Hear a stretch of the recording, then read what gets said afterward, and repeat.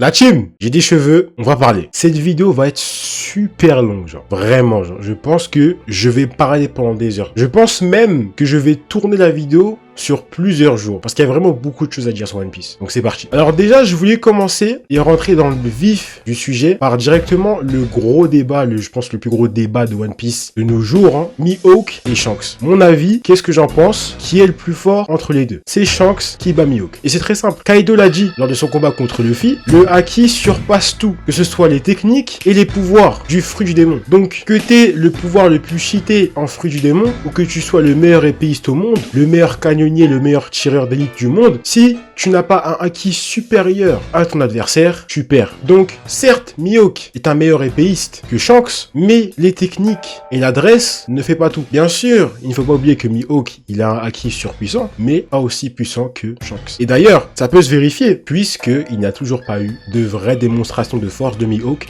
à part un combat contre Luffy sur Marineford et un combat contre Zoro, et on sait comment ça s'est terminé, comment Zoro a fini. Il a fini très mal. On peut poursuivre sur le débat, mais moi c'est un truc qui m'a toujours rendu fou, c'est qu'on n'ait toujours pas eu le combat Akainu et Aokiji. Ça fait genre des années, genre on ne sait rien, enfin, on sait quasi rien en fait de ce qui s'est passé sur l'île. On sait que juste que Aokiji l'a perdu, Akainu l'a gagné. Sur l'île, c'est Punk Hazard. Voilà pourquoi il y a un côté ultra froid et un côté ultra chaud. C'est juste ça qu'on sait de ce combat en réalité. Moi je voulais revenir sur un truc, on devrait vraiment beaucoup parler de ce sujet là et j'ai l'impression qu'on n'en parle pas assez. La manière dont certaines morts sont vraiment inutiles dans One Piece, et je peux même les comparer à des morts dans JJK. En fait, Izo, qui est du coup un ancien membre, puisqu'il est mort de l'équipage de Barbe Blanche, il est venu sur l'île et il a aucun attachement puisqu'il est parti il y a des années. Donc en vrai de vrai, il a plus cet attachement qu'il a sur cette île-là. Et donc je vois pas où est l'intérêt de le faire mourir à Onigashima. Si on devait prendre une liste, que je vais prendre tout de suite, hein, une liste des fronts rouges qui devaient mourir dans Onigashima, et là vraiment ça aurait eu un vrai impact. Comme la mort de Pedro, ça aurait été important, ça aurait été impactant de la même façon. Et je vais vous dire qui devait mourir et qui devait survivre. Déjà, Izo devait survivre, parce qu'il n'y avait aucun attachement à cette île. Il avait quitté cette île pour rejoindre l'équipage de Barbe Blanche. Donc en vrai, l'attachement, il y est plus. Donc ça n'a aucun sens. Moi, Izo, je voyais quitter l'île et rejoindre Marco, qui aurait pu défendre justement les enfants et les habitants de l'île qui sont fait genre agresser par la marine. Parce qu'après, on lit dans les scans que les enfants sont allés voir Marco quand Marco est revenu sur l'île, et Marco il demande qu'est-ce qui s'est passé. Ouais, ils nous ont extorqué de l'argent, patati patata. Izo aurait été ce mec pour les défendre, genre, s'il était revenu à temps, bien sûr. Donc je vais vous dire la liste des fronts rouges qui, pour moi, auraient dû mourir, même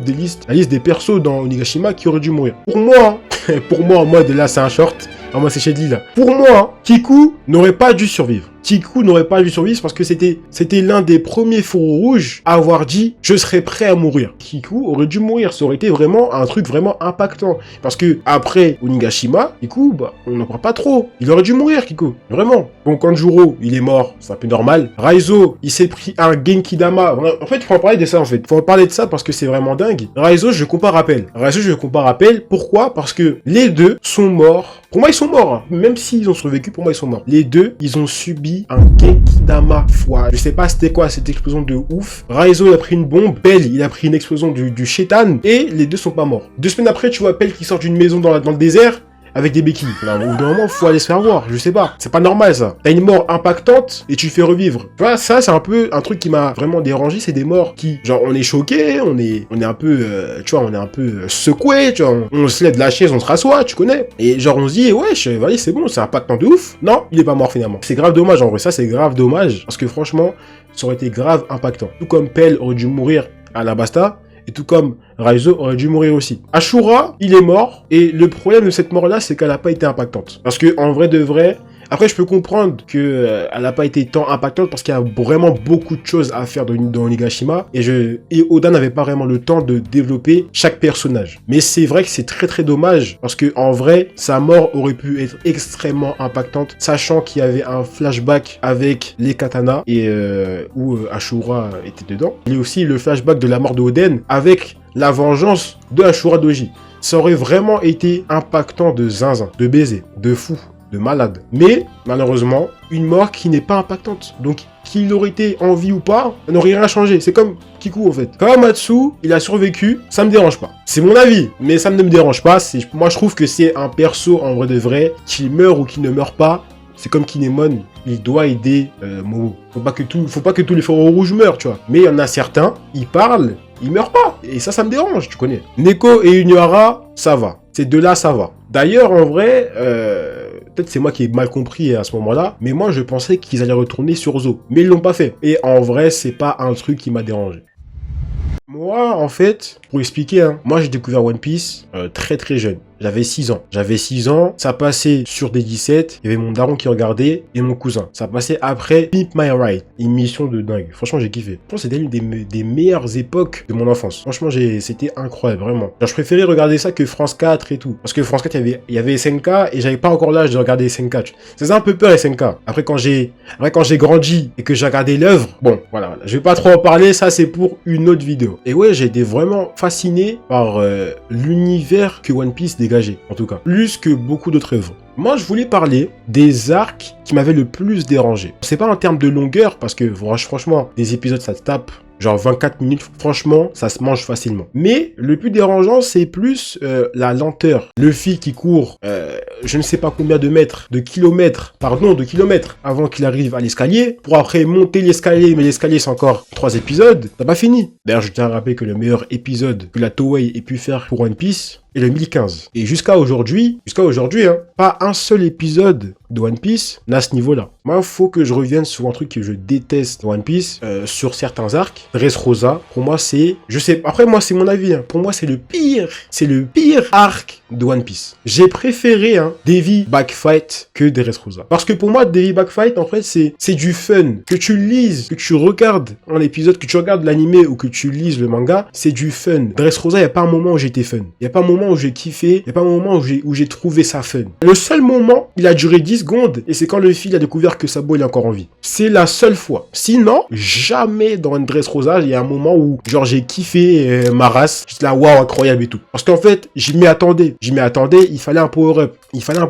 Genre, le fil n'allait pas battre Dofla comme ça. C'était quand même un grand corsaire, hein, avec un sacré background, un sacré pouvoir aussi. Le pouvoir, il est vraiment titanesque, hein. Le fait de pouvoir contrôler les fils, contrôler les gens comme des marionnettes, le fait de pouvoir créer une cage ultra coupante, et genre la cage à se resserrer, à se refermer, genre au fur et à mesure du temps. Il a fait un jeu autour de ça. Moi, j'ai vraiment kiffé l'écriture de Doflamingo dans cet arc-là. Mais ça n'a pas suffi à faire pencher la balance et à me dire, l'arc il est cool. Je n'ai pas aimé Dressrosa. Je pense que c'est le seul arc vraiment de One Piece que j'ai pu détester. C'est vraiment le seul arc que j'ai vraiment détesté de One Piece. Alors que pourtant, tu vois, c'est un arc où quand je regardais quand j'étais petit, moi quand j'étais petit, je posais beaucoup de questions sur One Piece. À chaque épisode, je me posais toujours une question, mais qu'est-ce qu'il fait là? Pourquoi il fait pas ça? Dressrosa, je me suis pas posé une seule question quand j'ai regardé l'arc. Pour moi, c'était juste un truc, allez, t'endures ça, et après on passe à l'autre arc. Tu vois, c'est un mal pour un bien, on passe à la suite après, il y a les bangers qui arrivent, et puis je m'attendais déjà à ce qu'il y ait un Gear 5, un Gear 5,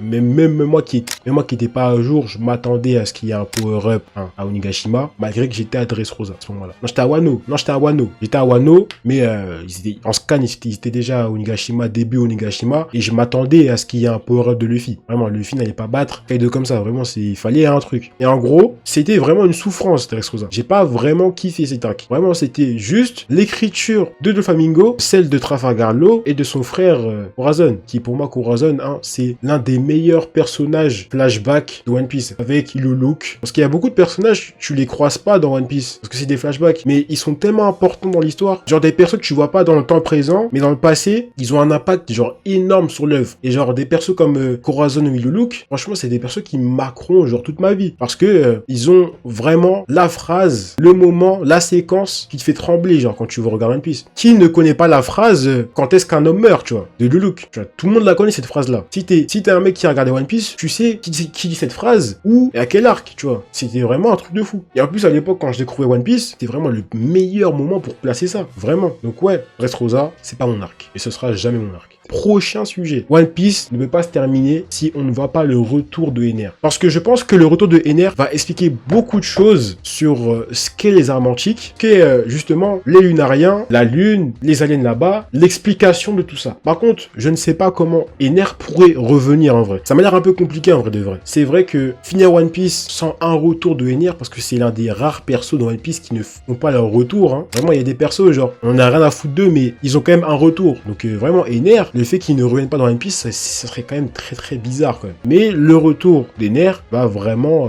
retourner One Piece. Et je pèse mes mots quand je dis ça. Vraiment. Donc, j'ai parlé beaucoup, mais j'ai pas parlé de l'essence même de One Piece. Et qu'est-ce que mon avis sur cette œuvre a de si intéressant pour que j'en fasse une vidéo de 1 heure. Il faut quand même parler d'un truc vraiment que Oda fait très bien, et c'est les flashbacks. Le flashback de Robin, pour moi, c'est le flashback qui m'a le plus traumatisé. Mais vraiment, c'est un traumatisme. Vraiment, quand j'y pense, je me dis c'est une dinguerie ce que cette gamine, ce que cette femme a pu vivre dans son enfance. Donc là, tu perds ta mère, tu perds tous tes amis, tu perds tous tes proches, ils prennent un Buster Call, toute la connaissance de l'arbre en flammes, les livres dans l'eau. Non, c'est une dinguerie. Et tu te fais pourchasser. Tu dois... Vraiment, un truc qui m'a vraiment choqué, c'est genre en gros, pour rester dans une maison, elle devait nettoyer toute la maison et tout.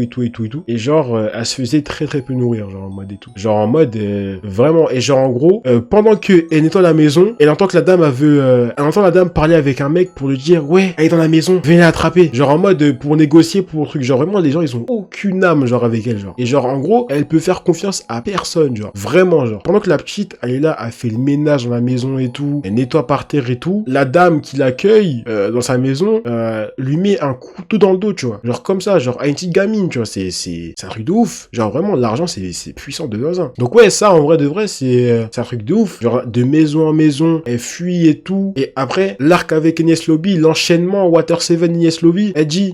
En fait, le truc qui m'a vraiment...